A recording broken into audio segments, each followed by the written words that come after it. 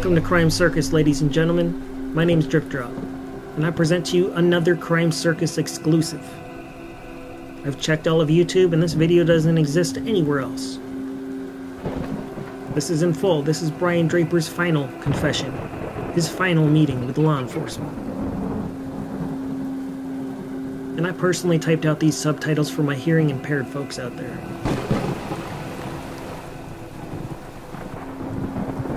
You see, Brian Draper wanted to be a young Michael Myers, so he decided to stab his 16-year-old friend to death. Now let's watch this and see if you're entertained or disgusted. Either way, leave me a comment down below, smash the like button, and check out the rest of my channel for more exclusive content.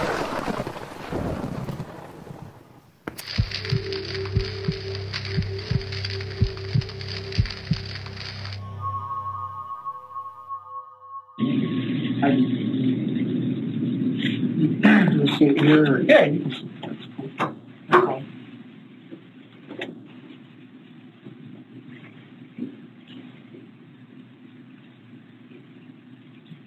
Okay. How you doing, Bob? So what is it, huh? Okay. We just had a couple questions that we needed to ask you again, okay? Just to kind of confirm some stuff. We tried to get a hold of your mom and dad, and we went up by the house, tried to call out there. And well, they're around. They're probably just out running some errands or something like that. So, but we want to get with them. We want to get with you because we talked yesterday about, before you do anything here, and we just want to explain why we brought you back here. First of all, I want to kind of explain to you what the heck's going on, right now. You told us, you gave us your statement yesterday. To be right honest with you, what we're trying to do is fortify your statement, okay? Last night, some things took place with regard to Tori, okay? He said some things. I'm pretty confident that they're bunk. It's not true. And so all we want to do is ask you, is it true or not? He said that, you, certain things that you do, you know what I mean, which I know he's just making it up. So, those are things, and all we're trying to do is kind of build your story. Because, like if we told you you're the first guy through the door, and we want to, we're on your bandwagon, okay? Pretty much everything that you talk to us about, Tori's confirmed and stuff like that. So things are looking good for you.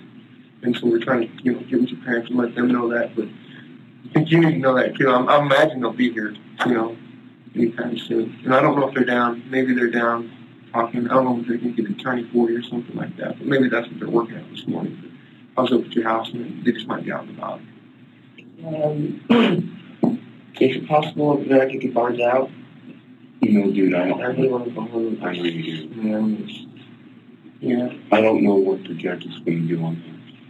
I don't know. Would you mind if we just do this really quick? We just remind you of your Mirandas and stuff like that, your rights, and then we ask you those questions, and we'll get on the bandwagon and see about your bond and what that is and stuff like that, what it's going to be. Fair enough? Is that cool? I think today, Brian, you're going to have an arraignment. Yes. And at that arraignment, the judge can, at that point, he'll determine whether maybe you're released or to lower the bond or something like that. So that's the next step. So only the judge can kind of set that bond at this point in time. Does that make sense? Okay. Okay, this one says, same thing. You have the right to remain silent, and anything you say may be used against you in a court of law. You have the right to talk to an attorney and have him or her present while you're being questioned. If you cannot afford to hire an attorney, one will be appointed to represent you before any questioning if you wish. I acknowledge that I've been advised of my Miranda rights, and I do understand what my rights are. After being advised of my rights, I'm going to make a statement and answer any questions. And another part of that would be you're also certainly able to have your parents here, okay? Again, we tried to have that happen, but, it didn't work out for us. These are just simple questions, I'm telling you. And if we ask you a question that you don't want to answer, and you say, I don't know about that question, just say, I better wait. Fair enough? But we'd like you to at least have an open, at least hear our questions, and then if you don't like the question, then just don't answer it, okay? Is that good with you? Yes. Big rules to the game? Okay. Okay. During that interview last night, we kind of led forward down that path, the same path, the vehicle burglaries and stuff like that. And again, it wasn't good for him. Okay. Eventually, he put you guys in common sense, like you said. Okay. After you left the house, he talked about putting a shovel in the trunk. Okay, is that true? Yeah. Okay. You guys go to that common sense, and you had told us that you purchased some matches. Yeah. Now, were they box matches in a box? Yes. Okay. And so we're asking Tori, why did Matt purchase those matches? Well, we know why you purchased them. You told us the truth. And he's telling us, well, Matt purchased those matches because you smoked. I'm wrong. Oh, I'm sorry. I'm sorry. Sorry. I was doing the same thing. That's not right. But he says because Brian smokes. I don't smoke. Okay. And so that's have you ever smoked? I smoked half one at welding. A couple weeks back, I sold, my parents thought that and stuff. No, that's okay. But I mean, you're not a smoker. Smoke. You don't like. You wouldn't sit and you wouldn't. We'll get to that. But okay. So he said you bought those stick matches because you're a smoker and you needed matches to light cigarettes. So I'm asking him, what brand does Brian smoke? And he's saying, I don't know. So in a roundabout way, he says, yeah, okay, we were out in Black Rock Canyon. We were out there. We parked the car. We got out of the car. And he said, the reason why you guys got out of the car is because you needed to smoke. And you had to smoke and you smoked 2 cigarettes up there. Okay. So, is that true? No. Okay, so you didn't smoke 2 cigarettes. Okay. So we drove all the way up there just so I can smoke. As you can see, he's struggling. Well, he's saying that you got lost on the way home. So we went through the highway. Yeah, that didn't right. happen. You couldn't find the cutoff to go back to your house because you wanted to go to your house. One thing that he seemed pretty confident about is that, did you guys get gas at a common sense? Did you put gas in that car while you were out there? Maybe on South Fifth? Yeah, we put gas in the car. We put maybe $2 just to get back there. It just a measly amount of change. So he was pretty confident. At that point in time, he's clear. I mean, he's like, oh yeah, I remember that one. And then he says, you guys, basically, after that, you go home.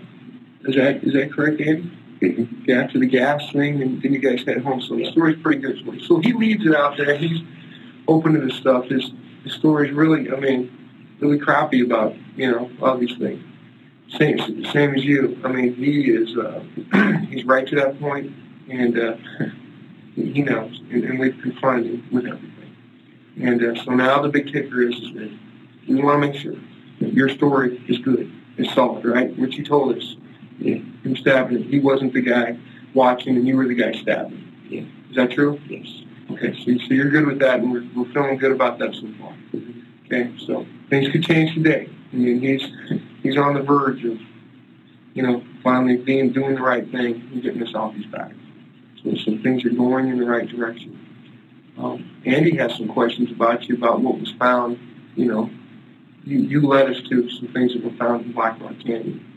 And well, yesterday you had, obviously you were pretty distraught, and so now that you've had kind of calmed down a little bit, tell me about what they found up there. I found all of the gloves that I told you about. Mm-hmm. I found those masks and the boots, and then were you wearing those boots? I was. Whose boots were they? Were they your boots? I found the boots at my welding class. They're back inside there. Okay, so you wore those boots at night when you were in the house. Okay. And he wore his Converse. Is that the first time you'd ever worn those boots? Yeah. Okay. What was the purpose of wearing the boots? It looked like, cooler. Okay. Yeah. Okay. And so, where did you find the boots, did you say? Found at my welding class in the back of everything. Okay. Okay. Okay, keep going. What else did you have up there? I found a tape. Okay. With video camera. Okay, where did you get the tape out? It was my tape. Okay. I can't remember. Okay. And how did it end up in all of this? Well, he Friday, I filmed me and Satori at school, you know, just walking around and stuff. And then we have Tasha on tape and stuff, and I was talking to her. When was that? On Friday? Yeah. Okay. Anything that night on tape when you went up to the house? No, driving this car and just had.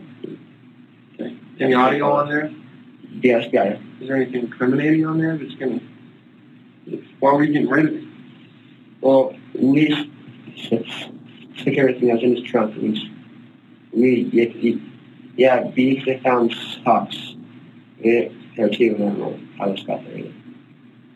Okay. But on the videotape, you guys are driving around Friday night and you're just videotaping. Yeah. So you had the video camera with you. Yeah. Okay. But when you go in the house, are you sure you don't film what happens? No. Okay. Did you ever think about filming what happened? See, like, people's expressions? Yeah. Yeah.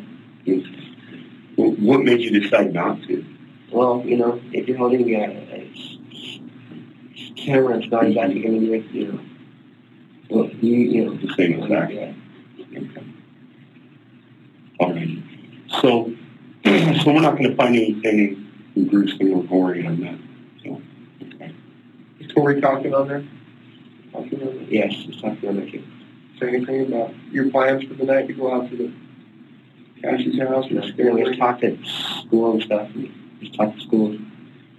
We wanted to document, you know, and cave school. Okay. So really the videotape has nothing to do with this incident? No. Okay. So, what else did you guys find? I guess you found a piece of paper up there? The officers found a piece of paper? Written, like a script, maybe part of a script. I don't know about that. No. So it wouldn't be in your handwriting? No. Okay. Okay. Did Tori ever talk about seriously doing this beforehand? No. Because I'm kind of getting from talking to Tori, and she really pretty much can't stand Matt. I mean, Matt's okay, but, you know, he really doesn't like Matt.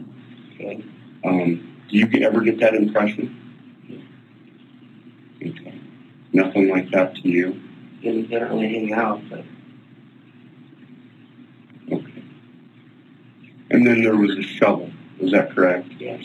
Okay. Where did that shovel come from? His house. His garage. Okay. Is it his shovel? It's not your shovel. So he said that's Brian's shovel. Because the story is... His shovel.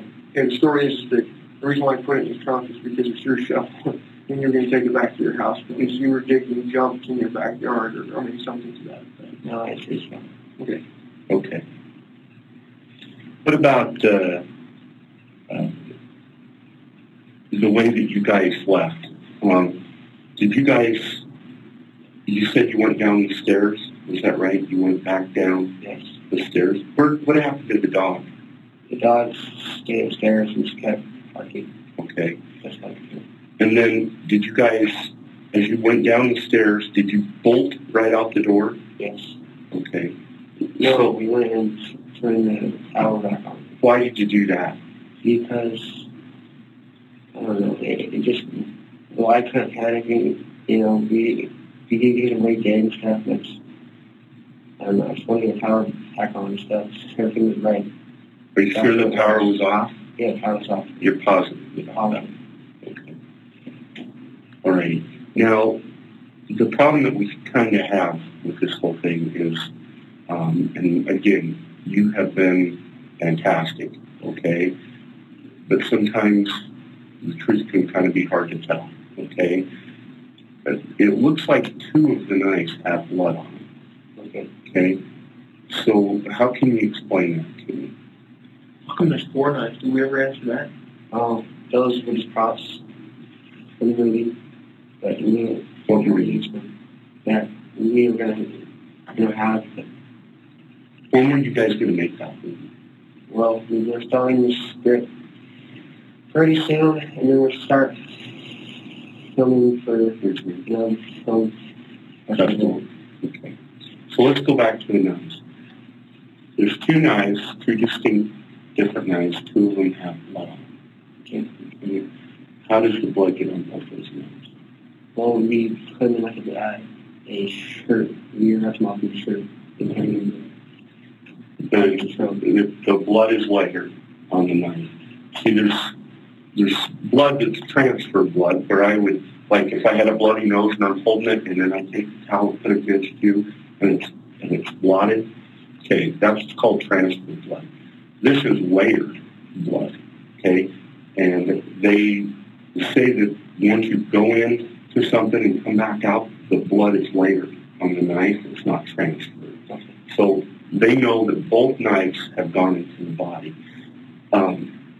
Brian, does he make you put the knife in her? Do you stab her too? No, I don't stab her.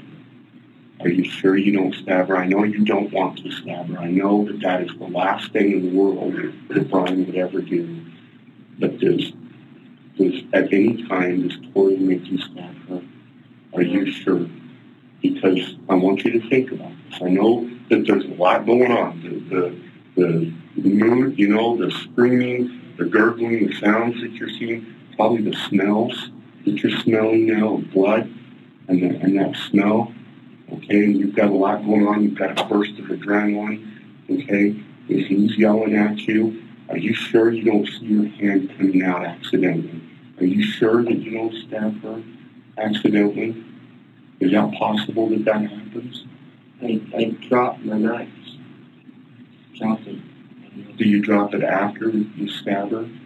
Because we definitely have, I mean, she's going, okay, the thing, I want you to think back, okay? But we can work it out, you know, like we said before, if it's something that he says, okay, you have to, because, I mean, you're frightened because you think, oh my gosh, look what he's done, and he said, now you have to. I mean, if that's the case, we'll work through it. We just need to work through that. Some of the stabs are real deep. You know, they're forceful. Those are not you, okay? I know that. And then some are real light. They said. And they said that some of them are just little pecks. And you know what? I'm thinking, you know, you're caught up in a situation. Is Tori, is the fact that he's doing this and scaring you, are you scared that if you don't do this, something might happen? I mean, is that possible? Because you've seen what he just did. I don't think you're stabbing her to kill her. I don't think you would ever in a million years, Brian, do that. Okay?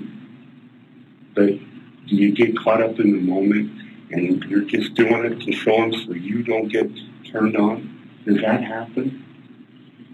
Be honest with us, okay? Is that what happens? Do you just barely get it just to try to get the hell out of there? Is that what happens? Yes. Okay. How many times do you think? I mean, was it just a couple once? What's that? You didn't want to? We know that. We know you didn't want to. I don't know, 4 times. Okay. Was it just in the stomach area or the chest? Yeah, the leg. Okay. Your leg? Okay. Where else? The leg and 2 times in the chest with the leg. And you said you threw the knife down? Yeah, I dropped the knife. Where did you drop the knife? All the way to the stairs. And then you pick it back up? No, he picks it up. Okay. He being Tori? Okay. You guys wipe the knife off on anything? Does he? No, it's put inside the shirt. And this time. I mean, you don't wipe the blood off or anything? No. Yeah. Are you're being square about Tori stabbed you too? Yes. Okay. So you're solid about that? Yes. Okay. So he's not the one standing watching. Okay? Is that yes. We're good on it. Okay. Because I just want to know that. We can work through anything that we got going on. We just need to do because it so much helps us. Okay? Is there any way that you can remember the chain of events that takes place? Is he stabbing her maliciously and trying to hurt her? What makes you finally have to stab her? He comes over and says he makes sure she's dead. You need to stop it. You need to stop it. Like, I know it's fake, and I just say, I can't do it. You need to stop it. Just do it quick. And what do you do? Every one leg, and he says, it's not going to work. He has to die. Okay, so why is he so Which focused? is probably, but I mean, you said before, she's probably already dead anyway. So what you're doing, you're not killing her. He's the one that killed her. That's, I mean, you know what I mean? Yeah, he just kept saying, I had to stop it. I had to stop it. How long had it been? This is a long time. All right, Okay. we can do that. Well, should we go try to track him down so we can talk to him? Yeah, well, we can do that. He's a whole... Well, I'll tell you what, day. I want you know, just like we said, all right. Just like we said, Brian, well, I think that all depends upon the judge this afternoon. I think in the meantime, we'll go try to track down any folks and see if they can get out here and talk to you. I don't know what the rules are at the jail right now, but we'll give it a shot. Fair enough? Okay, bye. Oh, there was one other thing. I don't know if you want to look at a picture. Now, you mentioned the guy that bought these knives for his name was Joe. Would you be able to identify him out of the picture? Do you know him? It wasn't even the occasion. Yeah, it wasn't help. Well, what I have is a photo lineup of the person maybe that might be. And if I showed you a photo lineup, would you be able to just pick out the guy that bought these knives? I mean, were you willing to do that? I mean, what do you think? And if it wasn't the guy that did it, and that was, you know, just a story, then fine. Okay, then we'll. I can... This guy. I don't want to bring him into this. Well, but he can help. He can help build your story too. So you're not alone in this thing. You dig what I mean? Yeah. So it was a. You said it was a guy named Joe. Okay. So I'm going to have you look at this photo lineup here, and one of these people might be that. If you could just let us know that they're numbered, and just kind of look at them carefully. So you're pointing at number 4. Okay. And he's the guy that purchased the knives at Mad Mike's for you and Tori. Okay, number 4. Good. Okay. Thank you, Brian. Let us go see if we can find you folks, okay?